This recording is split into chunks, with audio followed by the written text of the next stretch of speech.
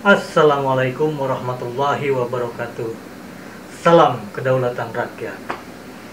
Baik sahabat, kita bertemu lagi di Opini Rakyat Jelata ya.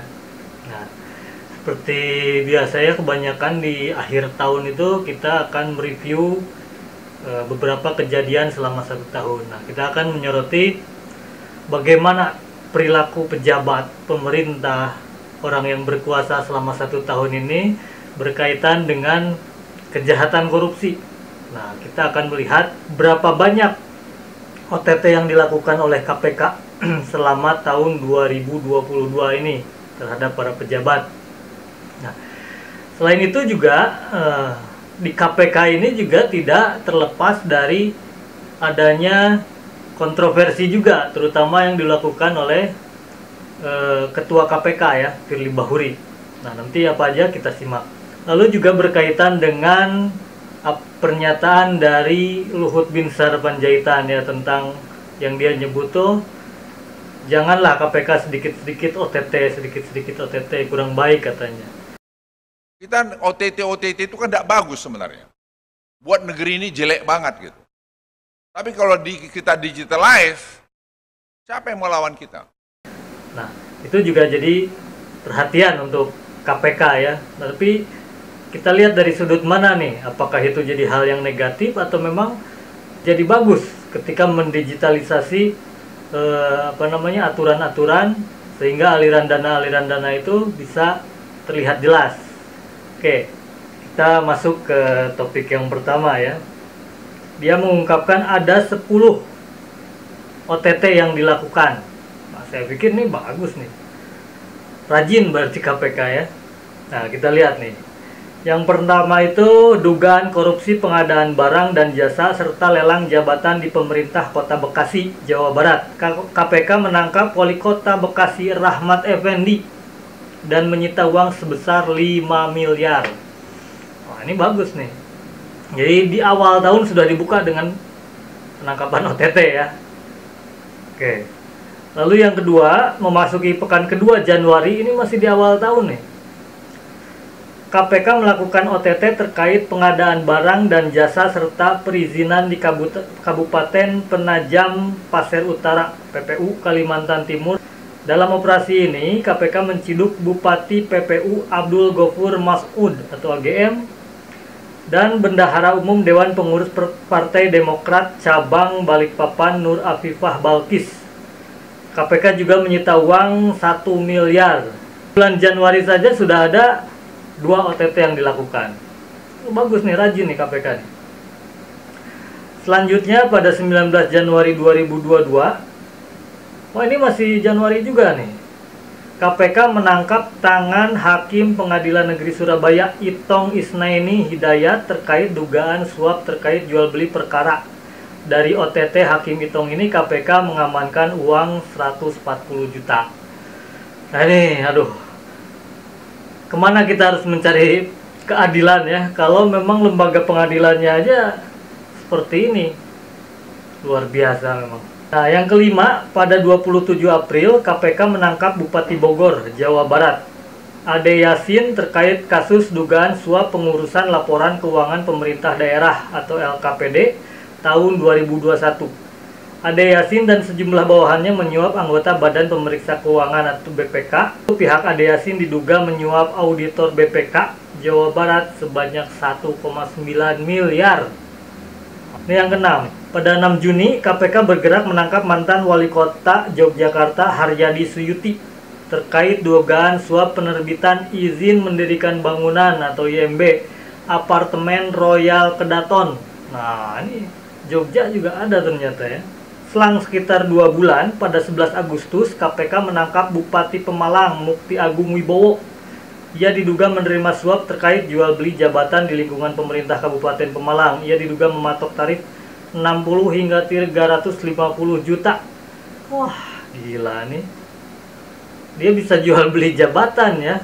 Jadi kalau di sana mungkin kita bisa melihat pejabat itu tanpa ada rekam jejaknya seperti apa, atau bahkan latar pendidikannya ya, yang penting punya duit dia masuk kan begitu ya.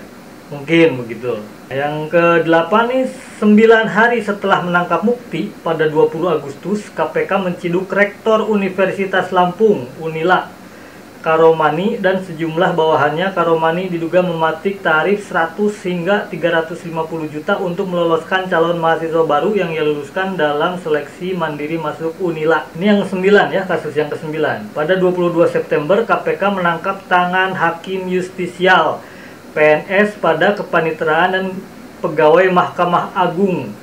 Dari perkara itu KPK menetapkan Hakim Agung Sudrajat Dimyati dan Gazalba Saleh sebagai tersangka. Mereka diduga menerima suap terkait pengurusan perkara koperasi simpan pinjam atau KSP inti dana. Nih, ini satu lagi nih, lembaga peradilan juga. Ini hakim-hakim atau jaksa ini mudah disuap banget nih. Ngeri nih cari duit semua. Kalau mau cari duit jadi pengusaha apa? Jangan jadi hakim. Nanti berat nanti di akhirat tuh. Pada 14 Desember, KPK menangkap Wakil Ketua DPRD Jawa Timur Sahatwa Pesimajuntak terkait dugaan suap pengurusan alokasi dana hibah. Dari operasi itu KPK menyita uang 1 miliar dalam pecahan mata uang asing. Nah, ini yang paling baru ya.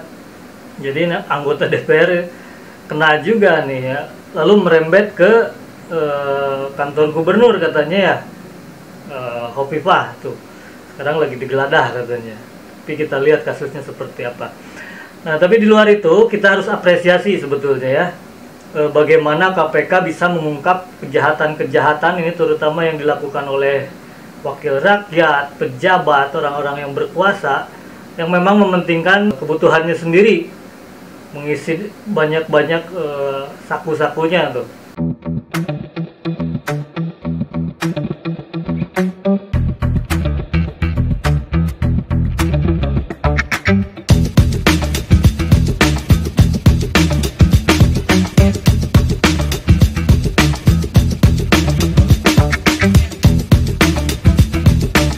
Tapi di samping yang bisa kita sebut sebagai prestasi ya dari KPK selama 2022, ini ada juga kontroversi dari KPK ini yang dilakukan oleh Ketua KPK Firly Bahuri.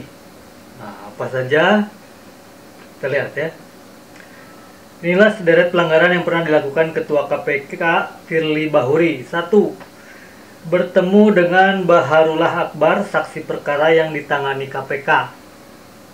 Saat menjabat sebagai Deputi Penindakan, Firly pernah melakukan pelanggaran kode etik melakukan pertemuan dengan pejabat Badan Pemeriksaan Keuangan Baharullah Akbar. Saat itu Baharullah tengah menjalani pemeriksaan sebagai saksi kasus suap dana pertimbangan tersangka Yaya Purnomo yang ditangani KPK pada Agustus 2018. Penasihat KPK Muhammad Sani mengungkap Firly terlihat menjemput Baharullah di lobi gedung KPK didampingi Kabag Keamanan. Wah, ini koruptor dijemput ya ternyata. Beda dengan begal atau maling ayam ya.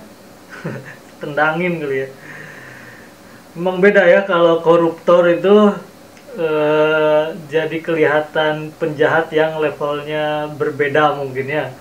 Ini di mata Firly mungkin begitu ya. Gila ini ya. Ya ini kan kode etik ya, kode etik itu dibuat ya salah satunya supaya tidak ada isu-isu seperti ini kan. Jadi orang kayak kita nih, rakyat jelata kayak saya, jadi mengira atau berasumsi itu Firly ini ada apa-apanya dengan orang yang sedang diperiksa oleh KPK. Begitu ya? Atau memang ada? Itu terserah Anda menilai ya. Oke, lanjut. Yang kedua, bertemu Tuan Guru Bajang Zainul Majdi, terduga korupsi oleh KPK. Wakil Ketua KPK saat itu, Saud Situmorang, mengatakan Firly tercatat melakukan sejumlah pertemuan dengan pihak yang terseret perkara korupsi di KPK. Hasil pemeriksaan pengawas internal adalah terdapat dugaan pelanggaran berat. Nah, berat di sini katanya. Pelanggaran itu terkait pertemuan Firly dengan Tuan Guru Bajang Zainul Majdi. Padahal saat itu KPK tengah menyelidiki dugaan korupsi kasus divestasi Newmont yang menyeret Gubernur Nusa Tenggara Barat itu. Dua pertemuan tersebut tanpa surat tugas dari pimpinan. Nah, jadi Firly ini sudah diduga melakukan pelanggaran terhadap kode etik nih, berat lagi. Tapi kok sekarang jadi ketua KPK ya? Kok bisa ya? Nih, selanjutnya yang ketiga. Firly hidup mewah pakai helikopter saat kunjungan kerja. Wah, gila nih. Masyarakat Anti Korupsi Indonesia atau MAKI menyebut Firly melanggar kode etik karena hidup mewah. Ketua KPK itu kedapatan menggunakan helikopter dalam kunjungan kerja dari Palembang ke Batu Raja. Koordinator MAKI Boyamin Saiman menduga helikopter yang ditumpangi Firly milik perusahaan swasta. Wah, apa hubungannya nih sama perusahaan swasta yang punya helikopter? Kok bisa dipinjemin ya? Luar biasa nih Firly berarti. 4 nih, Firly bertemu dengan Lukas NMB. Ini yang terakhir ya. Yang terbaru, Firly Bahuri turut mendampingi timnya kala memeriksa Gubernur Papua Lukas NMB di kediaman pribadinya di Koya Tengah, Jayapura pada Kamis 3 November 2022. Indonesian Corruption Watch atau ICW mempertanyakan langkah Firly tersebut. Peneliti ICW, Kurnia Ramadana, mengatakan tidak memahami ada kepentingan apa Ketua KPK sampai mengunjungi tersangka jauh hingga ke Papua. Iya bener ya? Ngapain tuh Ketua KPK sampai datang sama orang yang sedang diselidiki, diduga korupsi? Ya, dia datangi penjahat berarti itu. Ngapain dia? Banyak spekulasi-spekulasi atau isu-isu yang berkembang di masyarakat. Kan orang juga berpikir, ngapain nih pentolan KPK yang tugasnya itu memang menangani kasus-kasus korupsi, ini malah datengin penjahatnya, orang yang korupsinya. Ini ada pembicaraan apa di sana? Kan begitu. Kalau orang maling ayam misalkan, atau maling motor misalkan, wah sangat jarang tuh didatengin, itu pasti tangkap aja, dan itu juga ada sedikit benjol-benjol pasti. Nah ini luar biasa Firly ini. Nggak tahu nih apakah baik atau buruk menurut Anda, silakan nanti komentar di bawah ya.